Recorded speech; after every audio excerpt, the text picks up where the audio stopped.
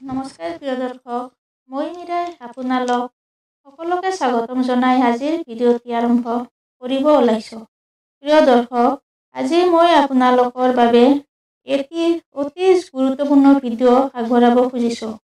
ভিডিঅ'টো মন দি শুনিবলৈ অনুৰোধ জনালোঁ। আহকচোন ভিডিঅ'টোৰ মাজলৈ আগবাঢ়ো।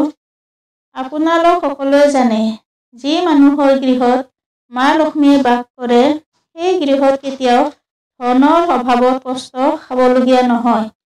সেই গৃহত সৰ্বদা সুখ শান্তি সমৃদ্ধি বিৰাজ কৰে। মা লক্ষ্মীৰ কৃপাত অখণ্ড সৌভাগ্যশালী হৈ সেই গৃহৰ সকলো লোকক মহা আনন্দৰে দিন অতিবাহিত কৰি থাকে। প্ৰিয় দৰ্শক, মা লক্ষ্মী যেনেকৈ শুভ ফলৰ প্ৰতীক, দেৱী অলক্ষ্মী কিন্তু সম্পূৰ্ণ বিপৰীত। যি গৃহত দেৱী অলক্ষ্মী বাস কৰে, সেই গৃহ নৰকত পৰিণত হয়। দেৱী অলক্ষ্মীৰ জন্ম হৈছিল ক্ষীৰত সাগৰ মন্থনৰ ফলত। মহালক্ষ্মীৰ জ্যেষ্ঠ ভগ্নী আছিল দেৱী অলক্ষ্মী। নাৰায়ণে দেৱী অলক্ষ্মীৰ বিবাহ উদ্দালকৰ লগত পাতি দিছিল সম্পূৰ্ণ বেদ বিধানেৰে। দৰ্শকসকল, সকলোৰে অনিষ্ট সাধন কৰিব পৰা ৰক্তৰচনা, লোক্ষ পিংগলকেশা, জৰায়ু যুক্ত দেহা অলক্ষ্মী কেনেকুৱা গৃহত বাস কৰে জানো আহক। যি মানুহৰ গৃহত সদায় হাই কাজিয়া হৈ থাকে, সেই গৃহত অলক্ষ্মীয়ে বাস কৰে। যিবোৰ মানুহে নিষ্ঠুৰ বচন প্ৰয়োগ কৰে, যিয়ে সত্য কথা নকয়, সকলো সময়তে মিছাৰ আশ্ৰয় লয়, যি মানুহে সন্ধ্যা সময়ত আহাৰ খায়, সেইবোৰ মানুহৰ গৃহত অলক্ষ্মী সৰ্বদা বিৰাজ কৰি দুখ প্ৰদান কৰি থাকে।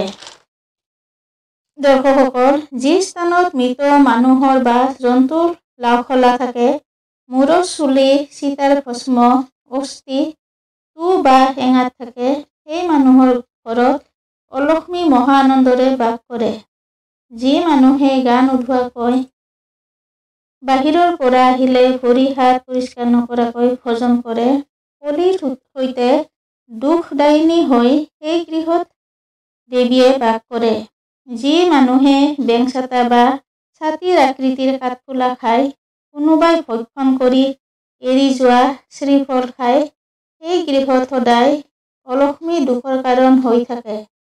যি মানুহে তিলপিষ্ট, গৃঞ্জন, পতি, কাদল, কলম্বুক খায়, সেই গৃহত দেৱী অলক্ষ্মী স্থায়ী ৰূপে বাস কৰে।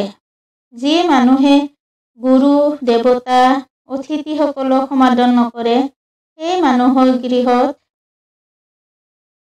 যজ্ঞ বৰ্জিত স্থানত অলক্ষ্মী সদায় বিৰাজ কৰে।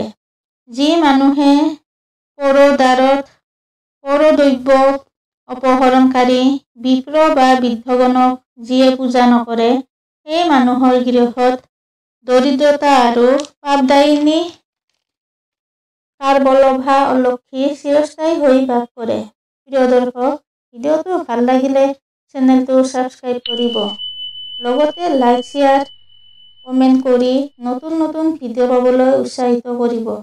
ভুল ত্ৰুটি থাকিলে শুধৰাই দিব। আপোনাৰ দিনটো শুভ হওক। পুনৰ লগ পোৱাৰ আশাৰে আজিলৈ আহিছোঁ। ধন্যবাদ।